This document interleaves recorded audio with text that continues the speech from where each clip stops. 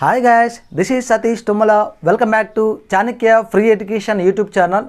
ఈరోజు మనం TET, DSC అదేవిధంగా కాంపిటేటివ్ ఎగ్జామ్స్కి సంబంధించినటువంటి సరళ రేఖలు, కోణాలు అనే టాపిక్లో నుంచి ఇంతకు ముందు వీడియోలో మనం సరళ రేఖల గురించి డిస్కస్ చేసాం. ఈరోజు వీడియోలో కోణాల గురించి, వాటిపై వచ్చేటటువంటి ప్రాబ్లమ్స్ గురించి డిస్కస్ చేద్దాం. ఇక టాపిక్ స్టార్ట్ చేయబోయే ముందు దయచేసి అందరూ కూడా చాణక్య ఫ్రీ ఎడ్యుకేషన్ యూట్యూబ్ ఛానల్ని లైక్ చేయండి, సబ్స్క్రైబ్ చేయండి, మీ ఫ్రెండ్స్ అందరికీ షేర్ చేయండి. ఓకే, ఇక టాపిక్ స్టార్ట్ చేద్దాం. ముందుగా కోణం అంటే ఏంటి? కోణాన్ని ఇంగ్లీష్లో మనం యాంగిల్ అంటాం. Right, the union of two rays is called as a angle. రెండు కిరణాల యొక్క సమ్మేళనాన్ని మనం ఇక్కడ యాంగిల్ కింద తీసుకుంటాం. కిరణాల యొక్క సమ్మేళనము, కిరణాల సమ్మేళనం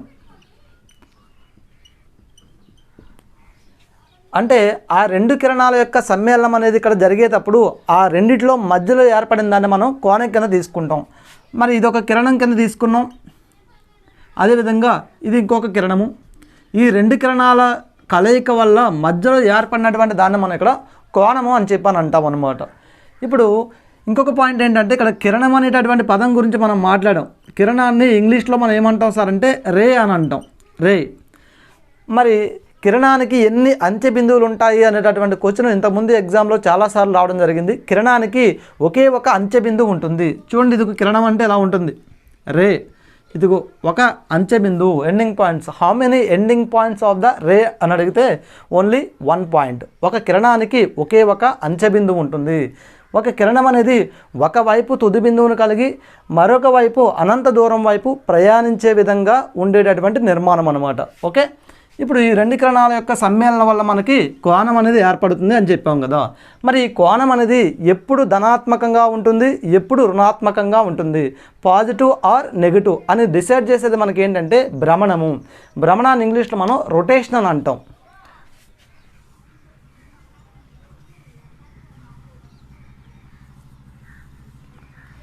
మరి భ్రమణము అనేది ఎలా మనం కన్క్లూడ్ చేస్తాం సార్ అంటే, రెండు కిరణాల యొక్క సమ్మేళనం జరిగేటప్పుడు తొలి స్థానము, తుది స్థానము, okay, starting ray and ending ray, ఆ రెండిటి పొజిషన్ బట్టి మనం ఆ యొక్క భ్రమణం అనేది ఎటువైపు జరిగిందో చెప్తాం.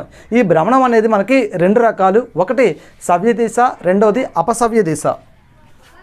ఫస్ట్ వన్ సవ్య దిశ. ఇంగ్లీష్లో మనం దీన్ని క్లాక్ వైజ్ అని అంటాం. Clock wise direction. ఇక రెండవది అపసవ్య దిశ. అపసవ్య దిశ, యాంటీ క్లాక్ వైజ్ అని అంటాం.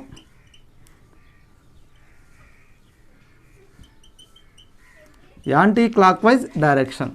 రైట్, అసలు సవ్య దిశ, అపసవ్య దిశ అని అంటే ఏమిటి అని అంటే, ఇప్పుడే చెప్పాం కదా, స్టార్టింగ్ రేకి ఎండింగ్ రేకి ఉన్నటువంటి పొజిషన్ బట్టి చెప్తాం అనమాట. సపోజ్ ఇది మనం తొలి స్థానం అని చెప్పి అన్నాం, స్టార్టింగ్ రే. నెక్స్ట్ ఇది తుది స్థానము అంటే ఎండింగ్ రే కింద తీసుకున్నాము. ఇప్పుడు ఈ రెండింటికి మధ్యలో ఏర్పడింది మనకి ఏమవుతుంది, కోణం అవుతుంది. సపోజ్ ఇక్కడ ఈ కోణాన్ని నేను టీటాతో డిఫైన్ చేస్తాను అనమాట. ఇప్పుడు మనం అబ్జర్వ్ చేసినట్లయితే తొలి స్థానం నుంచి తుది స్థానానికంటే ఇక్కడ ఉన్నటువంటి కిరణము ఇలా తిరుగుతుంది అనమాట పైకి. అంటే ఈ దిశలో తిరుగుతూ ఉంది, రొటేషన్ అనేది ఇలా తిరుగుతూ ఉందన్నమాట.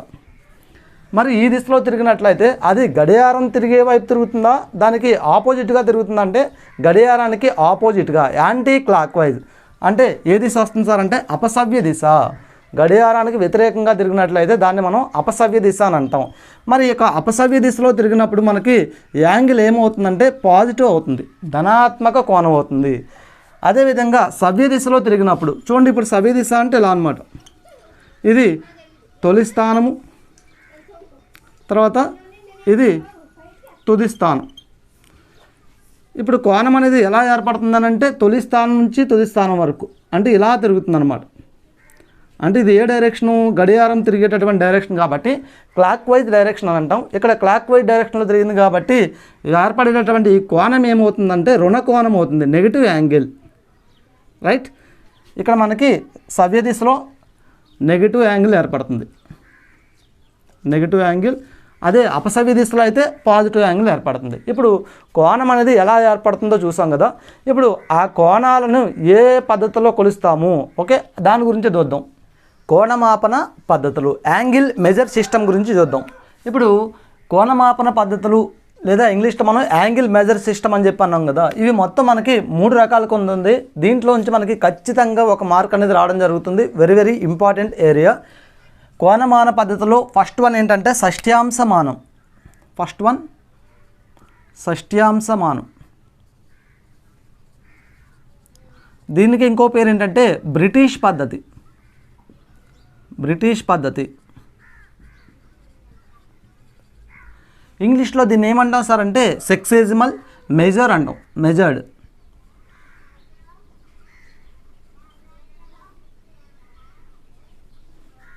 Are British system.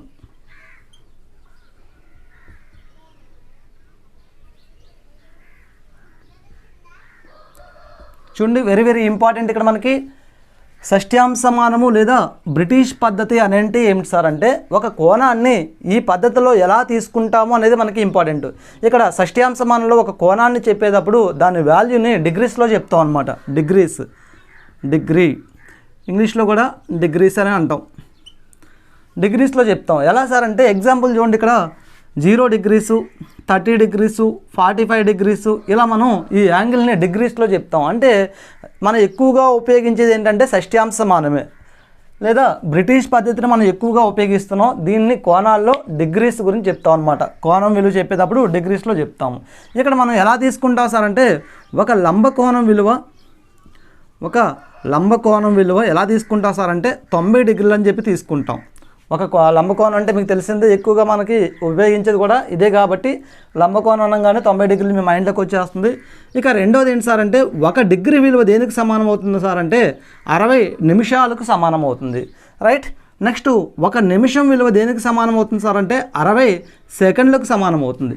పైన ఒక గీత కానీ గీసినట్లయితే అది నిమిషం అని, ఇవి నిమిషాలు. ఒకవేళ పైన 2 గీతలు కానీ గీసాము అని అంటే అవి సెకండ్లను అవుతాయి. ఓకే. ఒక లంబకోణం 90 డిగ్రీలు, 1 డిగ్రీ విలువ 60 నిమిషాలకు సమానం అవుతుంది, 1 నిమిషం విలువ 60 సెకండ్లకు సమానం అవుతుంది. రైట్.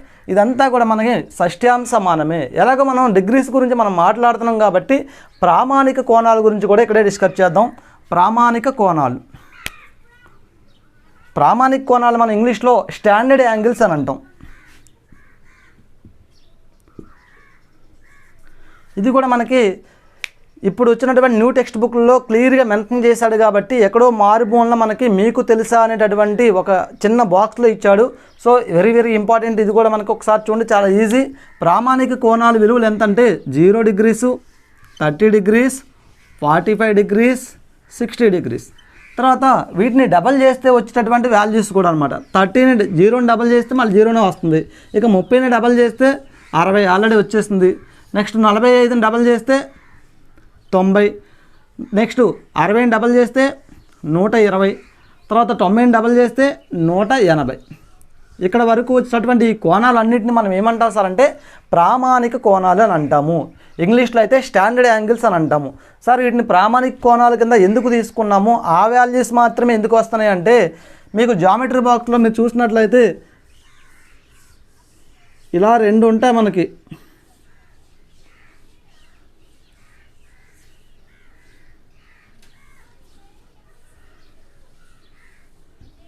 ఓకే. దీన్ని ఏమంటారు సార్ అంటే కోణమానిని అంటారు. ఇంగ్లీష్లో అయితే ప్రొట్రాక్టర్ అని అంటారు. మరి దీన్ని ఏమంటారు సార్ అంటే కంపాస్ అని అంటాం. కంపాస్ అని అంటారు ఇంగ్లీష్లో అయితే. తెలుగులో అయితే వృత్త లేఖని అని అంటారు. ఇప్పుడు ఏ కోణాన్ని నిర్మించాలని సరే మనం ఏ యాంగిల్ని కన్స్ట్రక్ట్ చేయాలైనా ఎక్కువగా దేన్ని ఉపయోగిస్తాం సార్? కోణమానిని ఉపయోగిస్తాం. ఇప్పుడు ఏ కోణాలైతే కోణమానిని ఉపయోగించకుండా వృత్తలేఖని మాత్రమే, రైట్, వృత్తలేఖని మాత్రమే, కంపాస్ని మాత్రమే యూజ్ చేసుకుంటా మన యాంగిల్స్ కానీ కన్స్ట్రక్ట్ చేసినట్లయితే ఆ యాంగిల్స్ మనం స్టాండర్డ్ యాంగిల్స్ అని అంటాం. ప్రామాణిక కోణాలు అంటే వృత్తలేఖని సహాయంతో నిర్మించేటటువంటి కోణాలు మనకి ఏమవుతాయంటే ప్రామాణిక కోణాల కింద తీసుకుంటాం. ఇది మనకి షష్ట్యాంశమానం గురించి. ఇక రెండోది ఏంటి సార్ అంటే శతాంశమానం. దీన్ని ఇంకొక పేరు ఏంటి సార్ అంటే ఫ్రెంచ్ పద్ధతి అని అంటాం.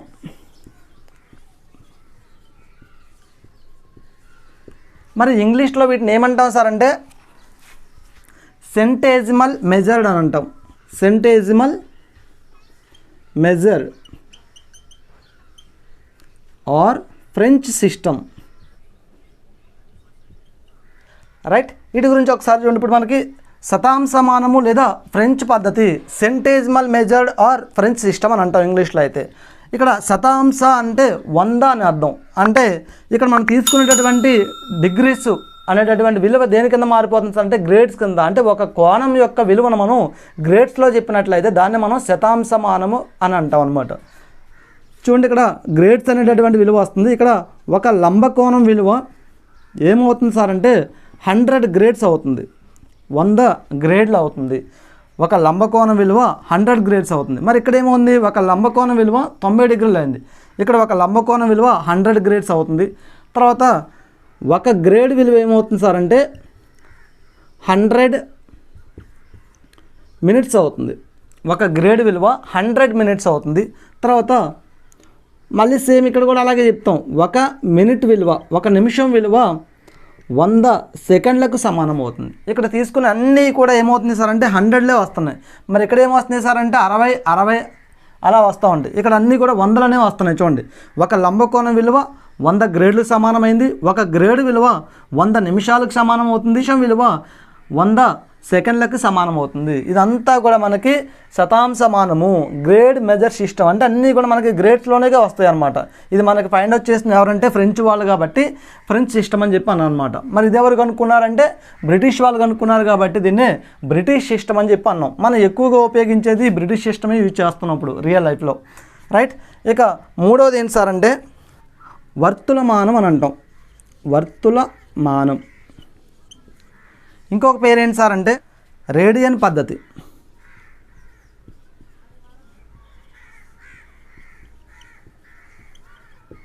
ఇంగ్లీష్లో మనం దీన్ని ఏమంటాం సార్ అంటే వర్తులమానాన్ని సర్క్యులర్ మెజర్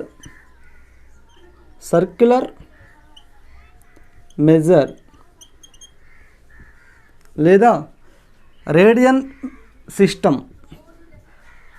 మరి ఇక్కడ ఏం మాట్లాడతాం సార్ అంటే ఇక్కడ ప్రతి యాంగిల్ విలువ, ప్రతి కోణ విలువను కూడా రేడియన్స్లో చెప్తాం. రేడియన్స్ అంటే పైన ఒక కోణానికి పైన సి అని రాస్తే అదే రేడియన్స్ అవుతుంది. సపోజ్ చూడండి, ఇక్కడ మనకి ఒక లంబకోణం అని చెప్తున్నాం కదా ప్రతిదానికి కూడా. ఇక్కడ కూడా చెప్దాం, ఒక లంబకోణాన్ని 5/2 రేడియన్స్కి సమానం అవుతుంది. ఇక్కడ సి అని రాస్తే ఏంటంటే రేడియన్స్ అన్నమాట. సి అంటే రేడియన్స్. మరి ఇక్కడ 2 లంబకోణాలు దేనికి సమానం అవుతాయి సార్ అంటే 2 లంబకోణాలు 5 రేడియన్స్కి సమానం అవుతాయి.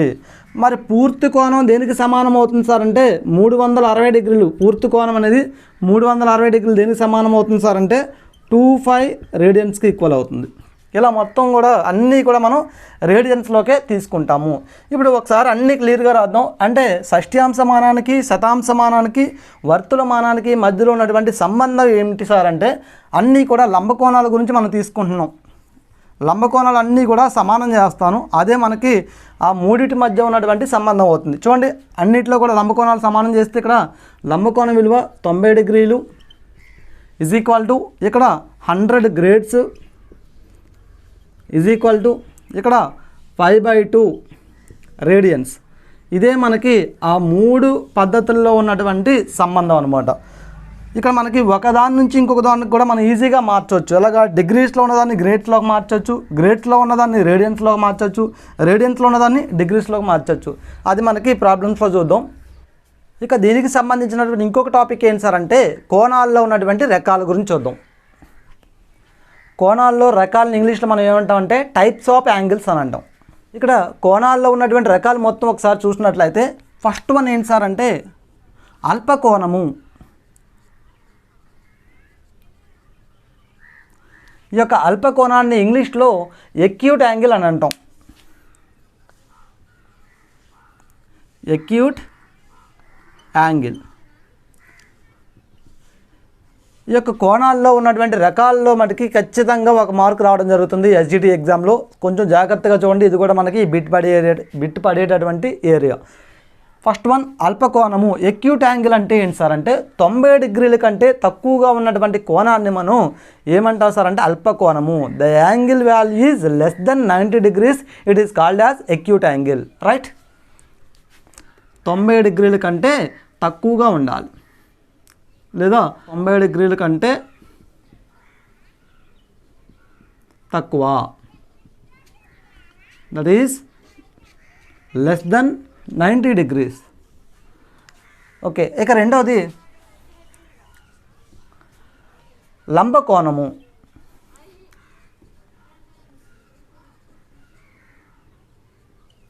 లంబకోణాన్ని ఇంగ్లీష్లో ఏమంటాం సార్ అంటే రైట్ యాంగిల్ అని అంటాం.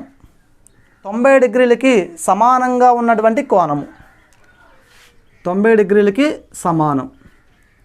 సింబాలిక్గా ఎలా రాస్తాం సార్ అంటే 90 degreesకి ఈక్వల్ అవుతుంది. ఇక మూడవది ఏంటి సార్ అంటే అధిక కోణము.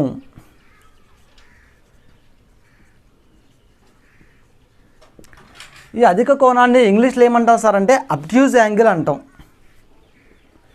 The angle value is greater than 90 degrees, then it is called as a obtuse angle. 90 degrees కంటే ఎక్కువగా ఉన్నటువంటి కోణం, 90 degreesకి ఎక్కువగా ఉండాలి. 90 degrees కంటే ఎక్కువ అంటే గ్రేటర్ దెన్ 90 degrees. 90 degrees కంటే ఎక్కువగా ఉన్న కోణాన్ని మనం అబ్ట్యూజ్ యాంగిల్ అంటాం.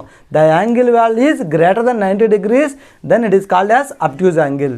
ఇక నాలుగో యాంగిల్కి వచ్చేసరికి 90 degreesకి ఎక్కువ అయిపోయింది. తర్వాత ఇంకా నెక్స్ట్ వన్ ఏమొస్తుంది, 180 degrees వస్తుంది. 180 degreesకి సమానంగా ఉన్న కోణం అనమాట సరళ కోణం. సరళ కోణం. ఈ సరళ కోణాన్ని ఇంగ్లీష్లో స్ట్రైట్ యాంగిల్ అని అంటాం. Straight angle.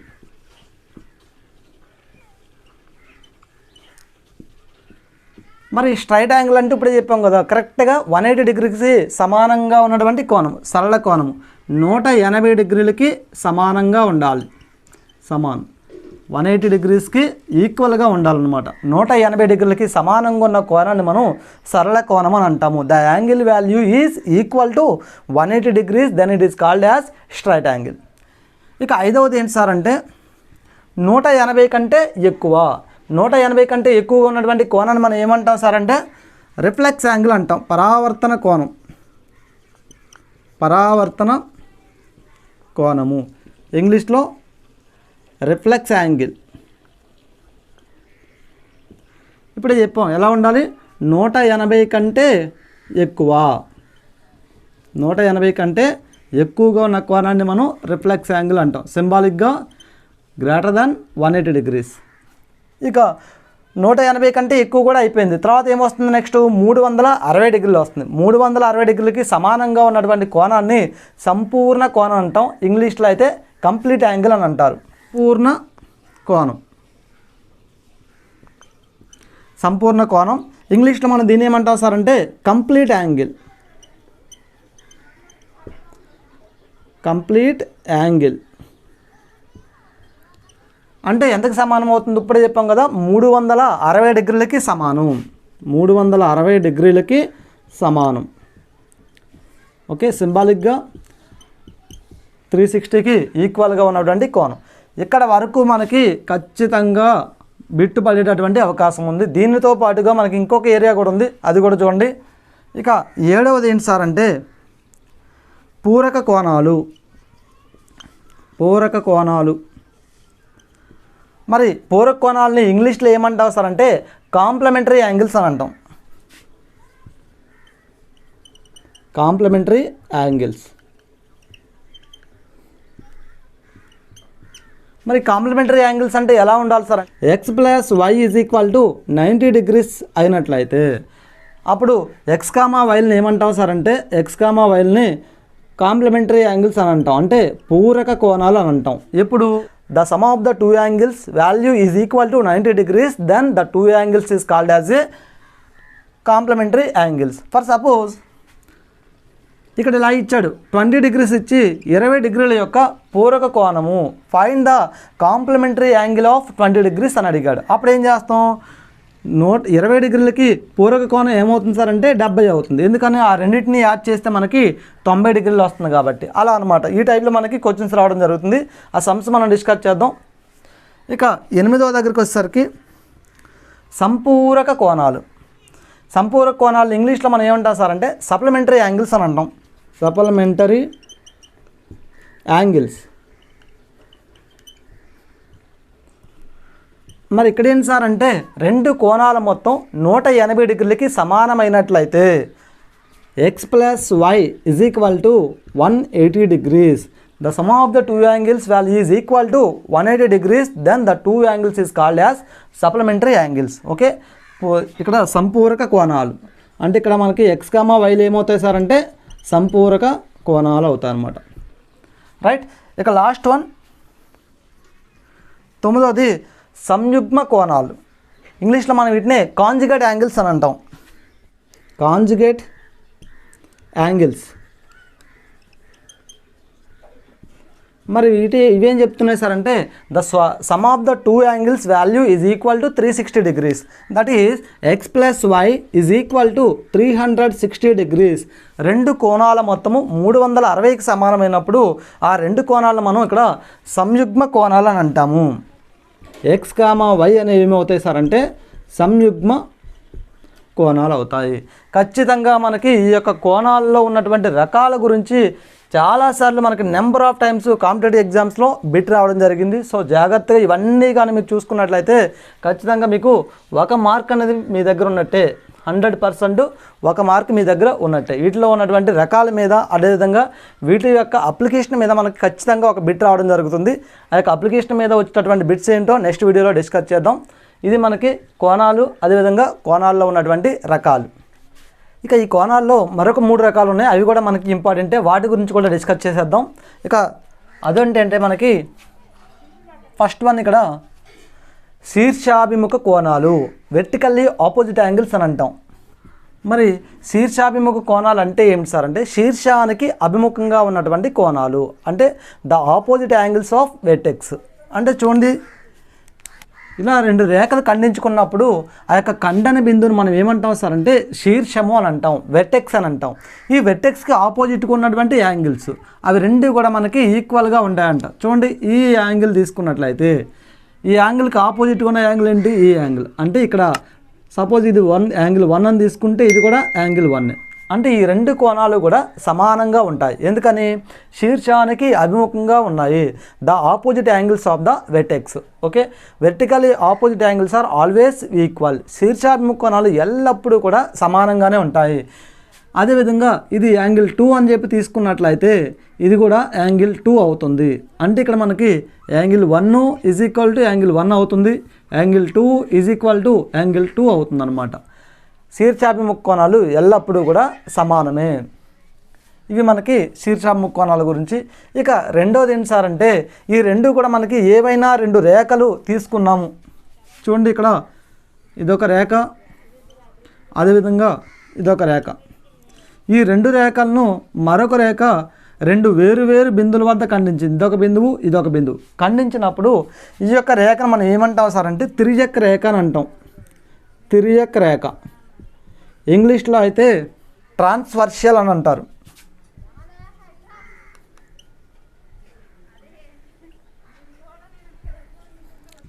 ట్రాన్స్వర్షియల్ లైన్ అని అంటాం, తిర్యక్ రేఖ అని అంటారు. ఇప్పుడు చూడండి, ఇక్కడ మనకి మొత్తం 8 రకాల కోణాలు ఏర్పడినాయి అనమాట.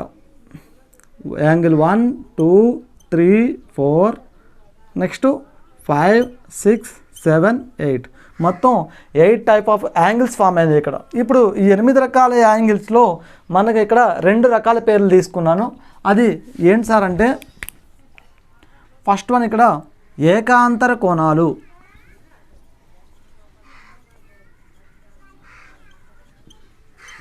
ఈ ఏకాంతర కోణాలని ఇంగ్లీష్లో మనం ఏమంటాం సార్ అంటే alternative interior angles. Alternative interior angles. Interior angles. మరి ఇవి ఎక్కడ ఫామ్ అవుతాయి సార్ అంటే ఇక్కడ చూడండి, ఆల్టర్నేటివ్ ఇంటీరియల్ యాంగిల్స్ అనేవి ఎక్కడ ఫామ్ అవుతున్నాయి చెప్తున్నాను. 2 కోణాలు కూడా అంతరంగానే ఉండాలి. The 2 angles is between interior position. First one, 2 కోణాలు అంతరంగా ఉండాలి. 2 కోణాలు కూడా అంతరంగానే ఉండాలి. 2 యాంగిల్స్ ఆర్ ఇంటీరియల్. రైట్. ఇక రెండో పాయింట్ ఏంటి సార్ అంటే సెకండ్ వన్, ట్రాన్స్వర్షియల్కి తిర్యక్ రేఖకు ఇరువైపులా ఉండాలి. తిర్యక్ రేఖకు ఇరువైపులా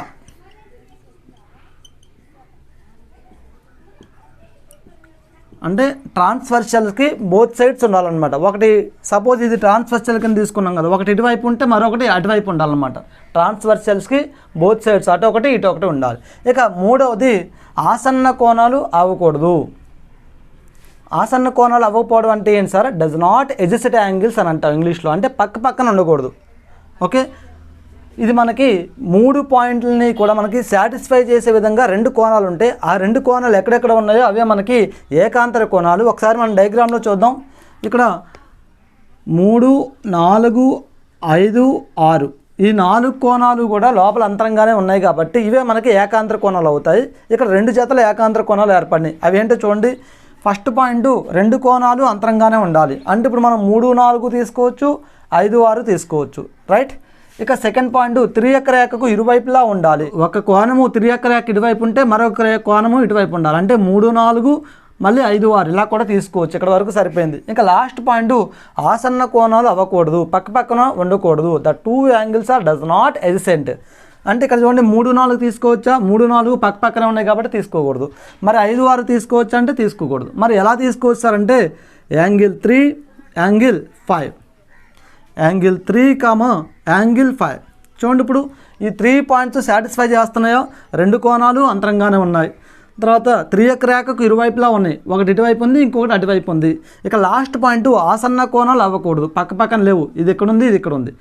ఈ 2 కూడా మనకి ఏమవుతాయి సార్ అంటే ఏకాంతర కోణాలు అవుతున్నాయి. ఇంకొకటి ఉంది యాంగిల్ 4, యాంగిల్ 6 ఇవి కూడా మనకి ఏకాంతర కోణాలే. ఇలా ఉన్నట్లయితే ఈ 3 పాయింట్లని సాటిస్ఫై చేసే విధంగా ఉన్న కోణాలను మనం ఏకాంతర కోణాలు, ఆల్టర్నేటివ్ ఇంటీరియర్ యాంగిల్స్ అని అంటాము. మరి ఇప్పుడు ఎప్పుడు ఈక్వల్గా ఉంటాయి సార్ అంటే ఇక్కడ అయితే ఎల్లప్పుడూ సమానం అని చెప్పాం కదా శీర్షాభిముఖ కోణాల దగ్గర. మరి ఇవి ఎప్పుడు ఈక్వల్గా ఉంటాయి అంటే మనం తీసుకున్నటువంటి 2 రేఖలు ఎల్, ఎం అనే రేఖలు తీసుకున్నట్లయితే ఈ 2 రేఖలు సమాంతర రేఖలు అయినప్పుడు ఎల్ ఈజ్ ప్యారలల్ టు ఎం, 2 రేఖలు సమాంతర రేఖలు అయినప్పుడు ఈ యొక్క ఏకాంతర కోణాలు అనేవి సమానంగా ఉంటాయి, ఈక్వల్గా ఉంటాయి. If the 2 lines are parallel then alternative angles are equal, right.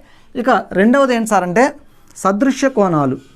ఈ సదృశ్య కోణాలను ఇంగ్లీష్లో ఏమంటాం సార్ అంటే కరెస్పాండింగ్ యాంగిల్స్ అని అంటాం.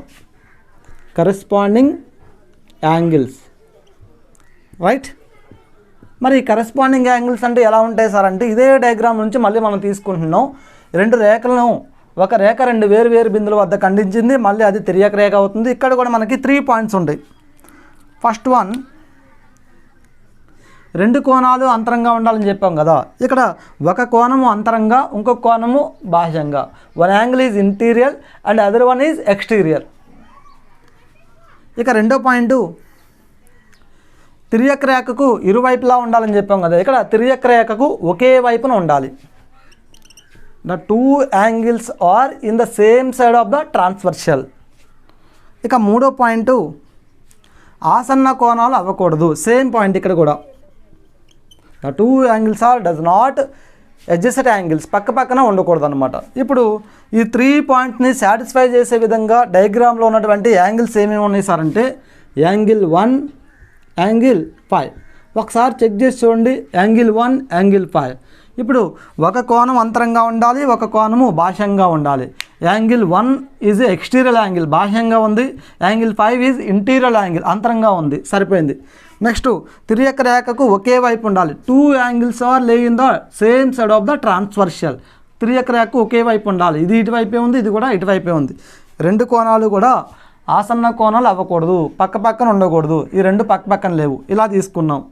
ఇంకా యాంగిల్ 4, యాంగిల్ 8 ఈ 2 కూడా మనకి సదృశ్య కోణాలే.